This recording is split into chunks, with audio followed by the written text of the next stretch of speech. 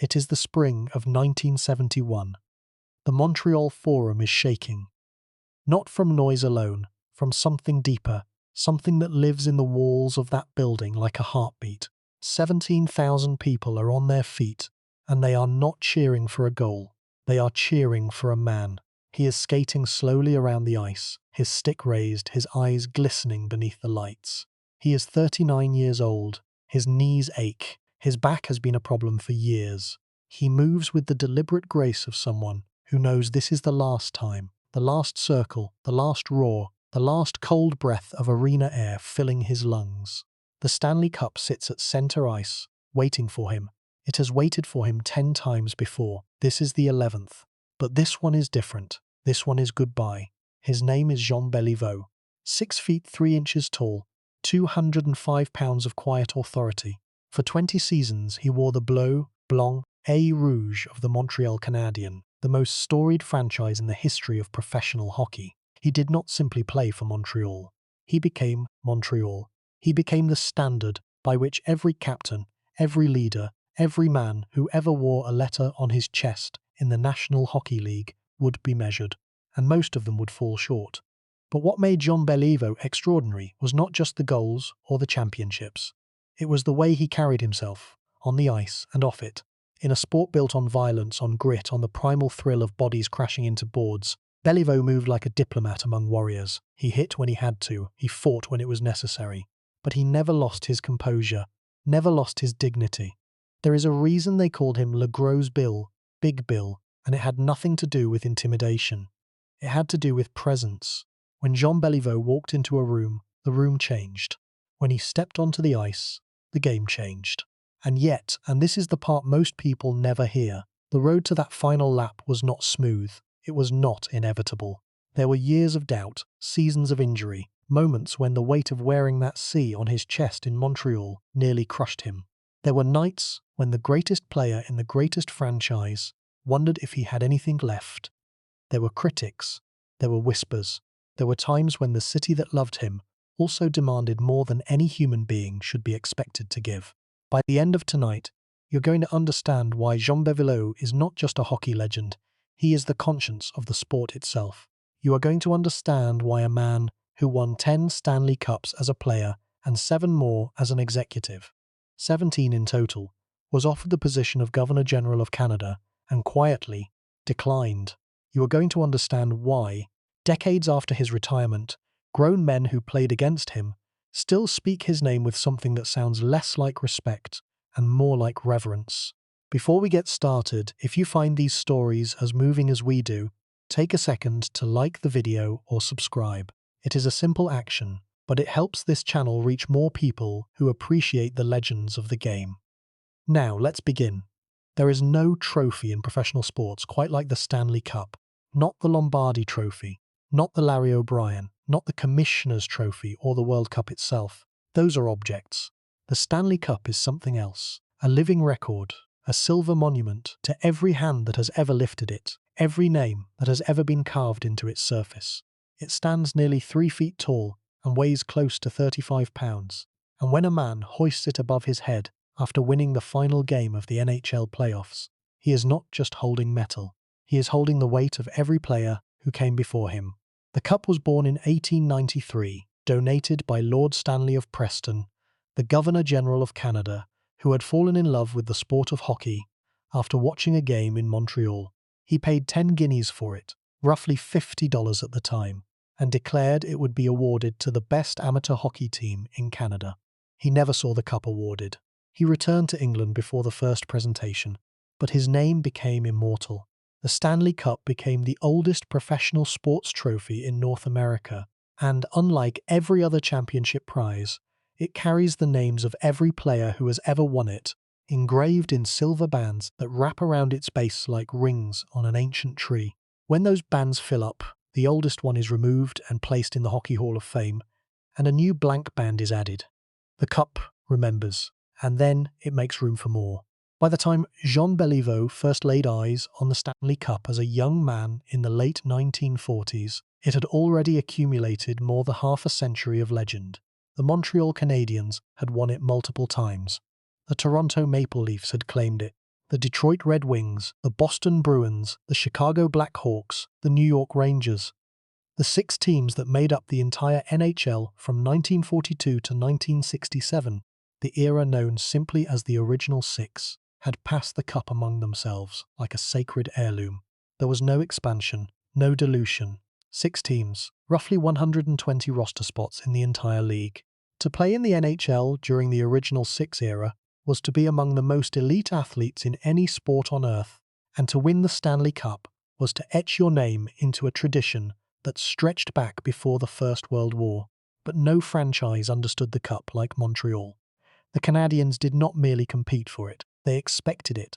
The Forum on Rue Sainte-Catherine was not just an arena, it was a cathedral. The banners that hung from its rafters were not decorations, they were scripture. And the men who played beneath them carried an obligation that went beyond sport. To wear the Canadiens jersey was to represent an entire people, the French-speaking community of Quebec, a culture that had fought for recognition within English-speaking Canada for centuries. Hockey was not a pastime in Quebec, it was an identity. And the Stanley Cup, when it came home to Montreal, was not just a championship, it was proof. Proof that this culture, this language, this people could stand at the summit of something and own it. The tradition had already produced one transcendent figure by the time Béliveau arrived. Maurice Rocket Richard, the fiery, explosive right-winger who had scored 50 goals in 50 games during the 1944-45 season, was the soul of the Canadiens. Richard played hockey the way a man fights for survival, with fury, with desperation, with eyes that burned so hot that opposing players would later say they were afraid to look into them during a face-off. The Rocket was passion made flesh. He was the working-class hero of French Canada, the man who proved that a Quebecois could dominate in a league that was still largely run by English-speaking owners and managers. When Richard was suspended before the 1955 playoffs for striking a linesman, a punishment many in Quebec viewed as an act of cultural oppression, the city of Montreal erupted in a riot. The Richard Riot of March 1955 was not just about hockey, it was about dignity. It was about a people who had been told in 1,000 small ways that they were not quite equal.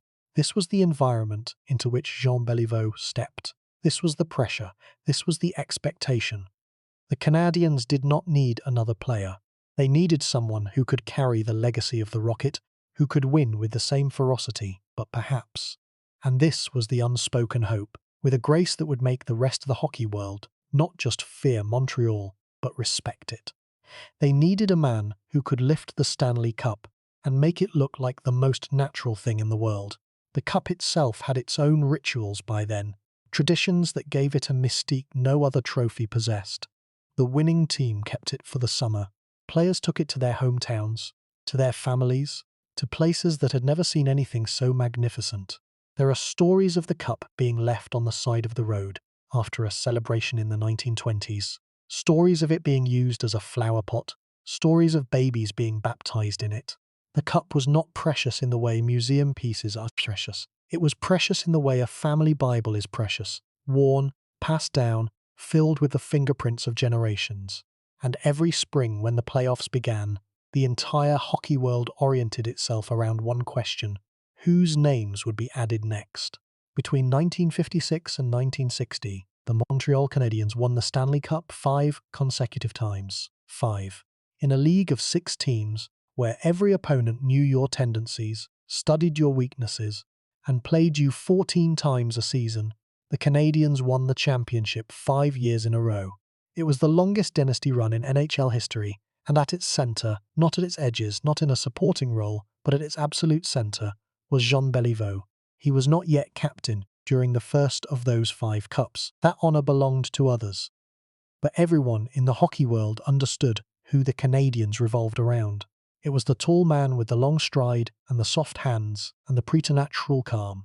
It was Le Gros Bill, and every time his name was engraved on the cup, and it would be engraved 10 times in total as a player, it was added to a lineage that stretched back to Lord Stanley himself. What separated the cup from every other trophy was this: it was communal, every name mattered. The star and the fourth liner and the backup goaltender, they all went on the cup.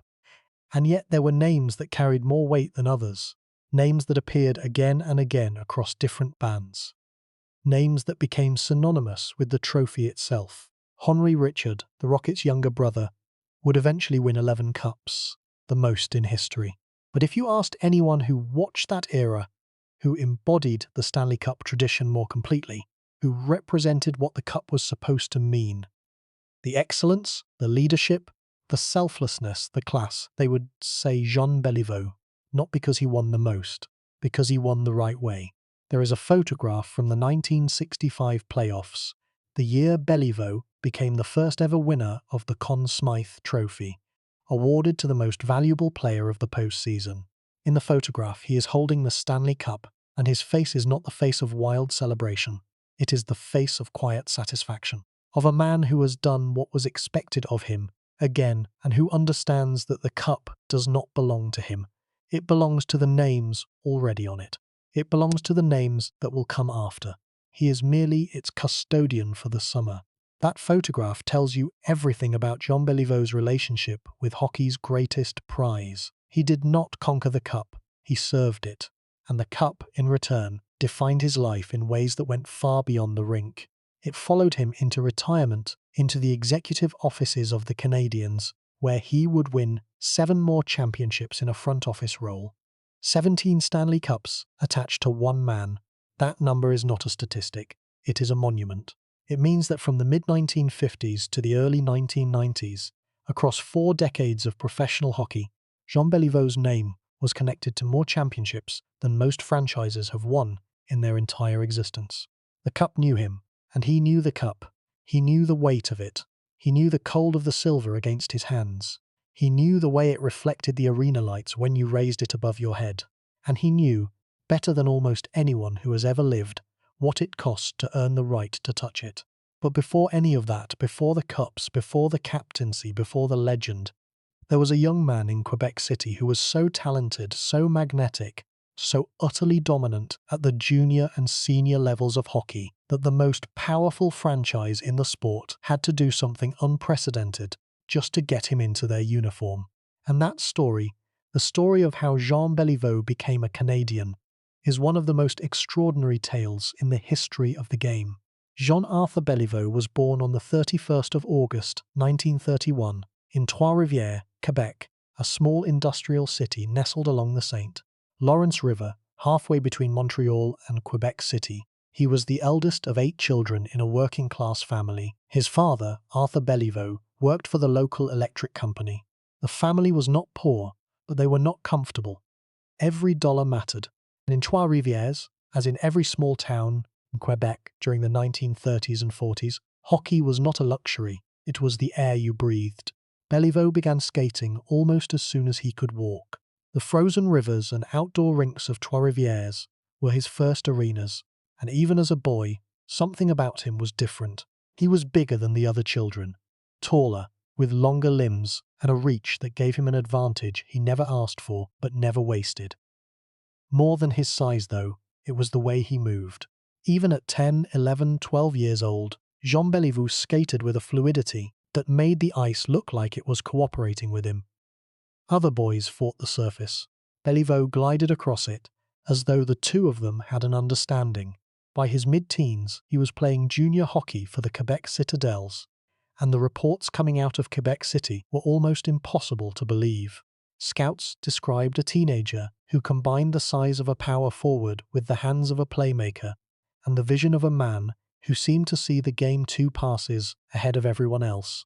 In the 1949-50 season, playing for the Citadels, Béliveau scored 48 goals in 46 games. He was 17 years old. The Canadiens held his professional rights. In that era, teams could claim players based on territorial sponsorship of junior clubs, and Montreal was desperate to bring him to the Forum. But Béliveau did not come, and this is where the story takes a turn that no one who has not studied it would ever believe. Jean Béliveau, the most coveted young hockey player in Canada, looked at the NHL's greatest franchise and said, "Not yet." He moved to the Quebec Aces of the Quebec Senior Hockey League, a semi-professional circuit that paid well and allowed him to remain in Quebec City, a city that adored him with an intensity that bordered on obsession. The Aces played at Le Colisée, a rink that held about 10,000 fans, and when Béliveau was in the lineup, every seat was full. When he was not, the building was half empty. He was not merely the best player on the team. He was the entire economy of the franchise, and the people of Quebec City treated him like royalty. He was given a car. He was given endorsement deals.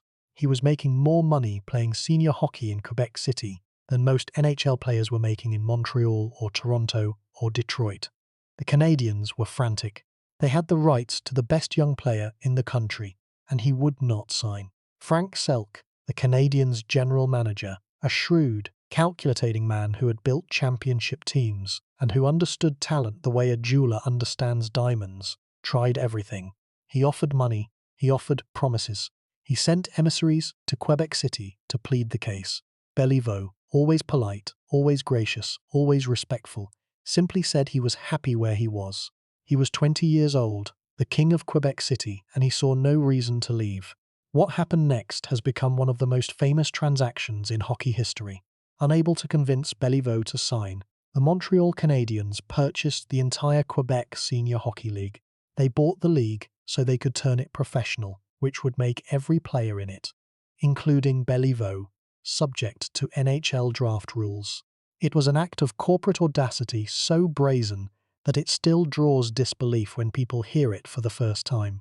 The most powerful team in hockey bought an entire league to acquire one player. That is not a metaphor. That is what happened. And the player they did all of that for was Jean Béliveau.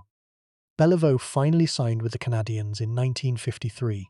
He was 22 years old, and from the moment he arrived at the Montreal Forum as a full-time NHL player, the expectations were suffocating. This was not a rebuilding team hoping a young star might grow into something. This was Montreal. This was the franchise of the Rocket, of Elmer Lack, of Doug Harvey. This was a team that viewed the Stanley Cup as its birthright, and Béliveau was supposed to be the next great one, the man who would carry the torch from Richard's generation to whatever came next. And it gets harder, because the early years were not smooth. Béliveau's first full season, 1953-54, was solid but not spectacular. 34 goals, 31 assists. Good numbers. But Montreal did not want good. Montreal wanted transcendence. There were voices in the press suggesting that the great Béliveau had been overhyped, that senior hockey in Quebec City was one thing, the NHL was another, that his elegant skating style was too soft for the grind of a full NHL schedule. Béliveau heard the whispers. He felt the weight. The breakthrough came in 1955-56. It came like a dam breaking. Béliveau scored 47 goals and added 41 assists for 88 points, leading the league in both goals and points. He won the Art Ross Trophy as the scoring champion. He won the Hart Trophy as the league's most valuable player, and the Canadiens won the Stanley Cup. It was not just dominance. It was a statement, a declaration that the tall, graceful centre from Trois-Rivières was everything the franchise had believed he could be, and more. At 24 years old, Jean Béliveau was the best hockey player on earth. But the season that announced him also carried a shadow. The Canadiens of that era were not just Béliveau's team. The Rocket was still there, older now, his body breaking down, but his fire undiminished. Doug Harvey, the brilliant defenseman who controlled the pace of games the way a conductor controls an orchestra, was there. Jacques Plante, the revolutionary goaltender who would one day change hockey forever by wearing a mask, was there. Dickie Moore, Bert Olmsted, Henri Richard. The depth of talent was staggering, and the question that followed Béliveau throughout the dynasty years, the question that his critics would raise for decades, was simple and cruel. Was he great because he was great, or was he great because he played on the greatest team ever assembled? It was the kind of question that could eat a man alive if he let it. Béliveau did not let it. He answered it the only way he knew how, with his play, with his leadership, and with a consistency that, over 20 seasons, became its own form of proof. He was not a player who had one brilliant year and then faded. He was not a flash of genius followed by mediocrity. He was Jean Béliveau, every single night for 2 decades, and the Canadiens won, and won, and won. 5 straight cups from 1956 through 1960, another in 1965, another in 1966, 2 more in the final years of his career, 68 and 69, and one last triumph in 1971, 10 Stanley Cup championships as a player, his name engraved in silver 10 times. But here's what makes this story unforgettable. Jean Béliveau did not simply accumulate championships, he evolved. The young scoring champion of 1956 became, over the years, something richer and more complex. When he was named captain in 1961, replacing Doug Harvey, who had been traded, Béliveau took on a role that went far beyond wearing a letter on his jersey. He became the conscience of the team. He was the man younger looked when the pressure was unbearable. He was the voice in the dressing room that could silence panic with a sentence. He was the presence on the bench that told every teammate, "We have been here before, and we will survive this." The captaincy did not change Jean Béliveau. It simply revealed what had always been there. A leader so natural, so instinctive, that people trusted him before he opened his mouth. And that trust, quiet, unshakable, earned over years and years of never letting anyone down, was the foundation of everything that followed. The first moment that deserves its own telling is the 1955-56 season, not just because of the numbers, but because of what it meant. To understand Béliveau's breakout, you must first understand the chaos that preceded it. The previous spring, the spring of '55, had been the most turbulent in Canadiens' history. Maurice Richard, the heart and soul of the franchise, had been suspended by league president Clarence Campbell for the remainder of the season and the entire playoffs after an altercation in which he struck a linesman. The suspension detonated something in the city of Montreal. On the night of March 17, 1955, when Campbell had the audacity to attend a Canadiens game at the Forum, the crowd turned violent. Tear gas was released inside the arena. Fans poured into the streets. The Richard Riot, as it came to be known, caused hundreds of thousands of dollars in damage and became a landmark moment in Quebec's political awakening. The Canadiens, without their greatest player, lost in the first round. The season ended in fury and shame. That was the backdrop against which Béliveau began the following year. The team needed healing. It needed someone who could channel the passion of the Rocket into something sustainable, something that did not burn itself out. Béliveau did not scream. He did not throw punches. He simply played the most complete hockey of his life. 47 goals, the Art Ross, the heart. And when the playoffs came, the Canadiens did not just win the cup. They announced the beginning of a dynasty. What Béliveau did that year was more than athletic excellence. It was a restoration. He took a franchise that had been torn apart by anger and suspension and political turmoil, and he gave it something it desperately needed: composure. Toe Blake, the Canadiens' coach, a former player himself, a man who understood the emotional temperature of his team better than anyone, would later say that the 1955-56 season was the year Béliveau stopped being a great player and became a great Canadian. The distinction mattered. The second moment lives in the spring of 1965, and it carries a significance that extends beyond Montreal. The Canadiens had not won the cup since 1960, 5 years, an eternity by their standards. Béliveau was 33, no longer the explosive young centre of his 20s. His body had absorbed years of punishment. In the original 6, there were no instigator penalties, no restrictions on the violence that could be inflicted on a star player. Béliveau had been slashed, cross-checked, elbowed, and targeted by every team in the league for over a decade. His back ached constantly. His knees were a daily negotiation between ambition and pain.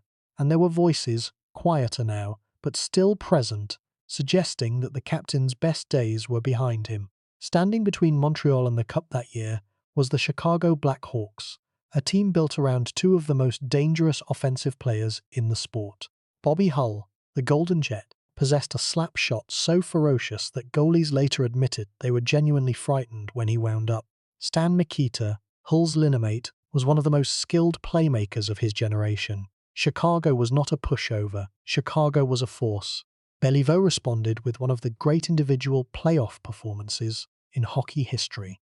In the 1965 postseason, he scored 8 goals, and added 8 assists for 16 points in 13 games. The numbers are striking, but they do not capture what it felt like to watch. There was a moment in the Stanley Cup final when Béliveau took the puck behind his own net, skated through the neutral zone with 2 defenders draped on him, and delivered a pass so precise, so impossibly threaded through traffic, that the resulting goal seemed inevitable. He made the extraordinary look casual. He made the impossible look routine. And when the Canadiens won the cup that spring, the league created a new award, the Conn Smythe Trophy, given to the most valuable player of the playoffs, and Béliveau was its first recipient. They did not just give it to him, they invented it for him. Let the weight of that settle. The league looked at what Jean Béliveau had done and decided that the existing awards were not enough. They needed a new one, and he was the first name on it. The third moment comes from the late 1960s, and it is a story about stubbornness and pride. By 1967, the NHL had expanded from 6 teams to 12. The game was changing. The talent pool was wider but also thinner. New franchises were stocked through an expansion draft, and the established powers, Montreal, Toronto, Detroit, Chicago, Boston, New York, suddenly found themselves in a different competitive landscape. Béliveau was 36 years old. He had been playing professional hockey for 14 years, and the question was no longer whether he was great. That had been settled long ago. The question was whether he could still do it at the highest level in a league that was younger, faster, and more physical than ever before. The 1967-68 season provided a partial answer. Béliveau scored 31 goals, a remarkable total for a man his age in that era. But it was the following spring, the 1968 playoffs, where the full answer arrived.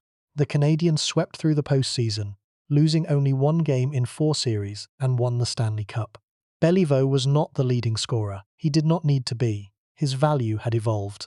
He was the captain, the man who steadied the ship, who made young players believe, who stood in the face of adversity and did not blink. His teammate Yvon Cournoyer, the Roadrunner, a blazing speedster who would later become one of the great Canadiens in his own right, would say that playing alongside Béliveau was like playing alongside a guarantee, not a guarantee of winning.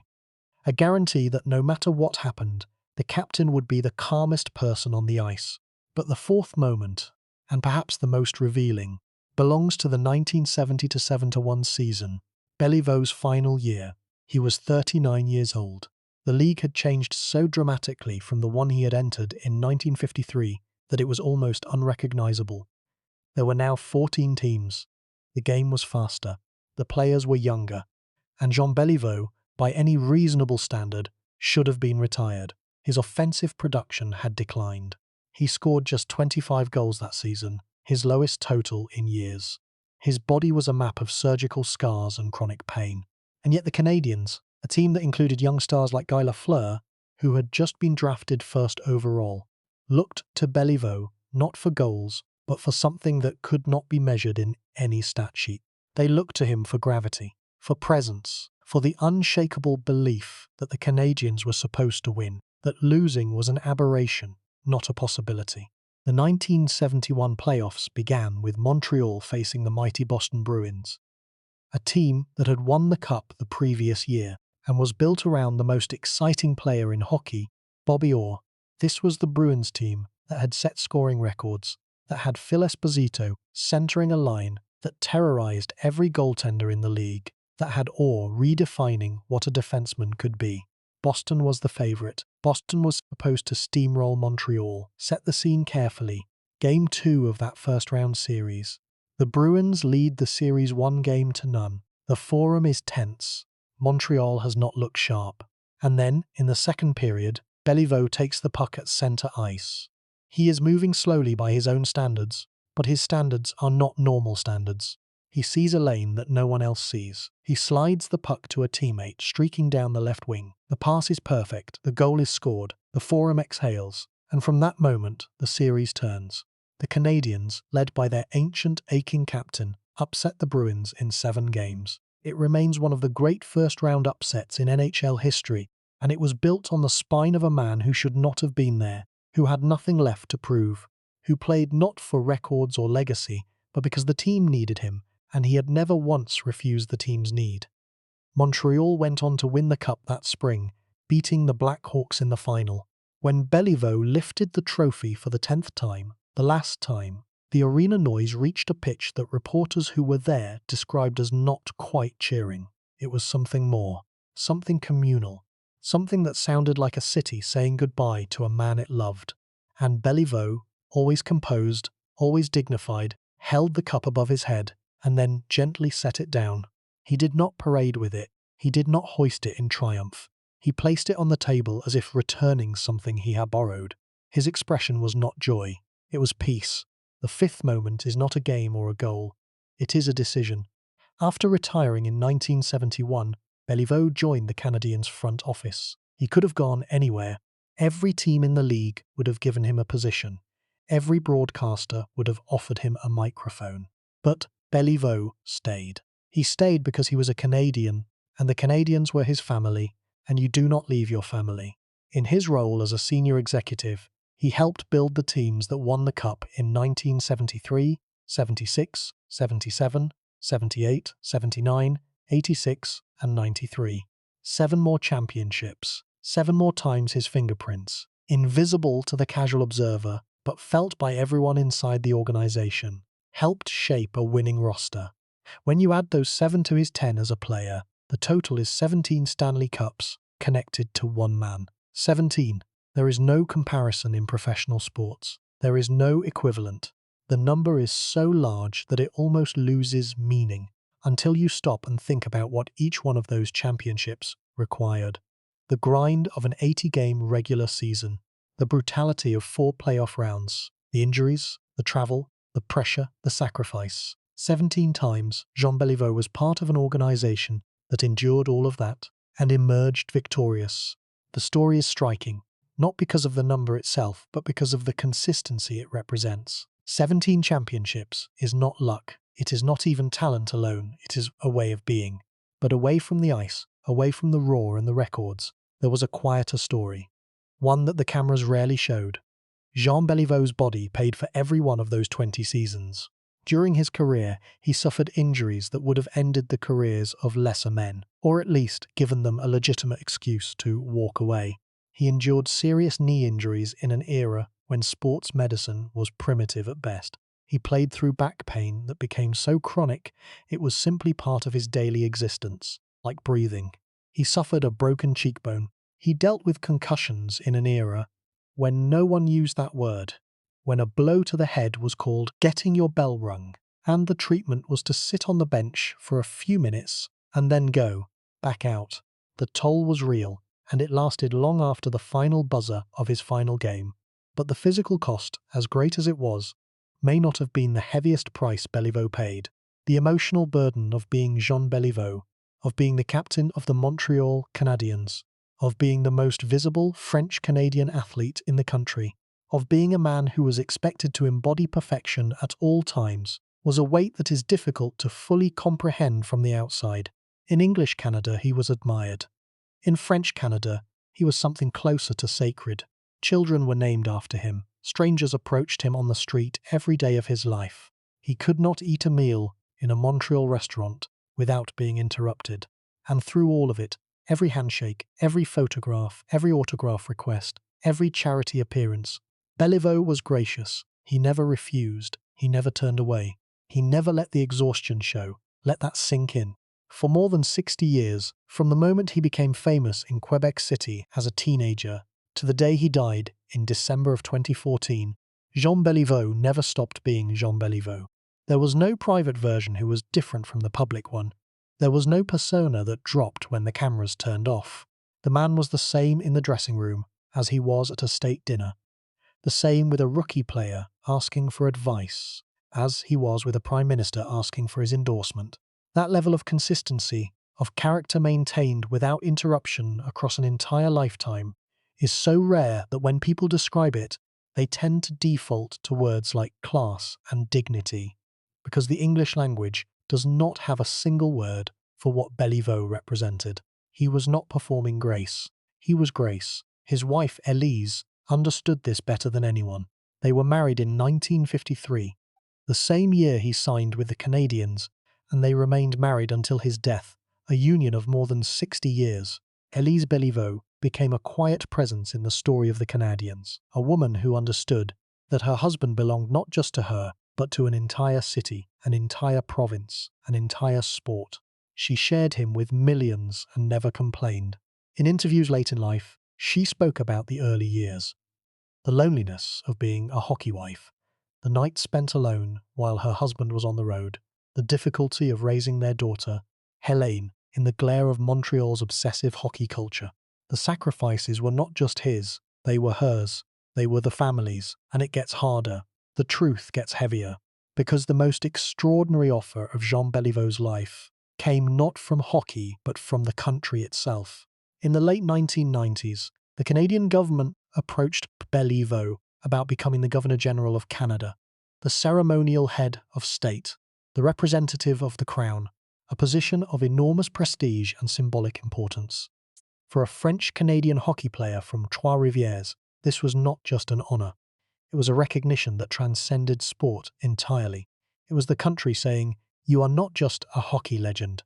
You are a Canadian ideal." Béliveau declined quietly, politely, without drama or fanfare. He said that the position would require him to be politically neutral and that he did not want to give up his ability to support the causes and charities that mattered to him.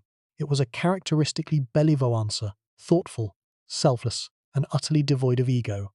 A man who had been offered the highest symbolic position in the nation turned it down because he felt he could do more good as a private citizen. Let that sink in. That is not humility as a performance. That is humility as a way of life. In his later years, Béliveau suffered a stroke that limited his mobility and his ability to communicate. The man who had been the most eloquent ambassador in the history of hockey found himself struggling with words. It was cruel in the specific way that life is sometimes cruel to those who deserve it least. And yet even then, even diminished, even slowed, even robbed of the tools that had made him such a powerful presence, Béliveau carried himself with dignity. When he appeared at Canadiens events in a wheelchair, the crowd did not merely applaud. They stood every time, as though standing were the only adequate response to the presence of Jean Béliveau. He passed away on the 2nd of December 2014 at the age of 83. The news travelled across Canada like a cold wind. Flags were lowered to half-mast at the Bell Centre, the arena that had replaced the old Forum. The Prime Minister issued a statement. Players from across the NHL paid tribute. And in Quebec, the mourning was something deeper than grief. It was the recognition that something irreplaceable had been lost. Not just a player, not just a captain, a standard, a way of being in the world that was so constant, so unwavering, so fundamentally decent that people had come to rely on it the way they relied on the seasons. Jean Béliveau was winter in Montreal, cold and beautiful and always there, and then he was not. The funeral was held at Mary Queen of the World Cathedral in Montreal. Thousands of people lined the streets in freezing temperatures to pay their respects. Inside, the service was attended by dignitaries, former players, and fans who had travelled from across the country. Outside, the silence was broken only by the sound of the city breathing. The cold truth is that Jean Béliveau was not just mourned. He was missed, in the present tense, in the ongoing way that people miss someone who made the world feel more ordered, more dignified, more possible. Step back from the details for a moment. Step back from the goals and the assists, and the cups and the awards. Look at the full picture. Look at what the life of Jean Béliveau actually represents. Here is a man who was born in a small town in Quebec during the Great Depression. A man who grew up in a culture that was fighting for recognition within its own country. A man who was given extraordinary talent and, this is the critical part, chose to use it not just for victory but for meaning. He played hockey at the highest level for 20 years, won 10 championships, and then spent another 2 decades helping the same organization win 7 more. His career total of 507 goals and 712 assists for 1,219 points places him among the greatest offensive players in the history of the sport. His 2 Hart trophies, his Art Ross trophy, his 10 first and second team All-Star selections, and his inaugural Conn Smythe. These are the markers of a career that belongs in any conversation about the greatest to ever play. But the statistics are not the legacy. The legacy is simpler, and it is harder to quantify. Jean Béliveau showed an entire sport what it looked like to be great and good at the same time. In a game that celebrates toughness, he was tough, but he was also kind. In a league that rewards ruthlessness, he was competitive, but he was also fair. In a culture that often confuses arrogance with confidence, he was supremely self-assured, but he was also humble. He proved that you did not have to sacrifice your character to achieve greatness, that the two could coexist. That, in fact, one fed the other. The Montreal Canadiens retired his number 4 in 1971, on the same night he played his last game. It hangs in the Bell Centre today, beside the numbers of the Rocket, of Doug Harvey, of Jacques Plante, of Guy Lafleur, of all the other legends who built that franchise. But when visitors to the arena look up at those banners, it is Béliveau's number that often draws the longest gaze. Not because his statistics are the most impressive, though they are formidable, because his name carries something that statistics cannot measure. It carries the memory of a man who did everything right, who treated every person he met with respect, who understood that being a hockey player was a privilege, not a right, and who honoured that privilege every single day for his entire life. The era he represented, the original six, the dynasty years, the time when the Forum was the centre of the hockey universe, is gone now. The NHL has 32 teams spread across North America. The game is faster, the players are bigger, and the business of hockey generates billions of dollars. But every time a young captain puts on a jersey with a C on the chest, every time a veteran player mentors a rookie, every time someone in the sport chooses dignity over confrontation, whether they know it or not, they are walking in the footsteps of Jean Béliveau. His influence is not a line on a stat sheet. It is a current running beneath the surface of the sport. Invisible. Permanent. So how good was Jean Béliveau actually? The answer is that the question itself is too small. Béliveau was not just good. He was not just great. He was essential to his team, to his city, to his culture, and to the sport of hockey itself. He was the man who proved that the highest form of excellence is not loud. It is not flashy. It does not call attention to itself. It simply shows up every day and does the work with integrity and grace and a refusal to cut corners. He scored 507 goals. He won 10 Stanley Cups as a player and 7 more as an executive. He was the first winner of the Conn Smythe Trophy. He was offered the role of Governor-General of Canada, and through all of it, from the frozen outdoor rinks of Trois-Rivières to the bright lights of the Montreal Forum, from his first junior game to his last lap around the ice in 1971, he never changed. He was Jean Béliveau, the same man at 39 that he had been at 19, the same presence, the same character, the same quiet, unshakable commitment to being better, not better than his opponents, though he was that, better than the moment demanded, better than anyone expected, better than he needed to be. There is a word in French, noblesse, that does not translate perfectly into English. It means something close to nobility, but not the kind that comes from a title or a crown. It is the nobility of conduct, the nobility of choosing again and again to behave with honour when lesser behaviour would be easier and probably more profitable. Jean Béliveau embodied noblesse in everything he did. It was in the way he skated, long, unhurried strides that made the ice look like his private estate. It was in the way he spoke, softly, carefully, as though every word mattered. It was in the way he treated strangers and rivals alike, with a warmth that was not performative but genuine, a respect that was not strategic but instinctive. The Canadiens have retired many numbers. The league has honoured many players. The Stanley Cup carries the names of thousands. But there is only one Jean Béliveau. Only one man who won 17 championships and remained untouched by arrogance. Only one man who was offered the highest honour his nation could bestow and turned it down because he thought he could be more useful as himself. Only one man who, in a sport defined by its cold and its violence and its relentless demand for toughness, proved that the strongest thing a person can be is gentle. His name is on the cup. 10 times. Engraved in silver that will outlast every arena he ever played in. But his true legacy is not on any trophy. It is in the way people speak about him, still, years after his death, with voices that go quiet, almost reverent, as though they are describing something they are not entirely sure they deserve to have witnessed.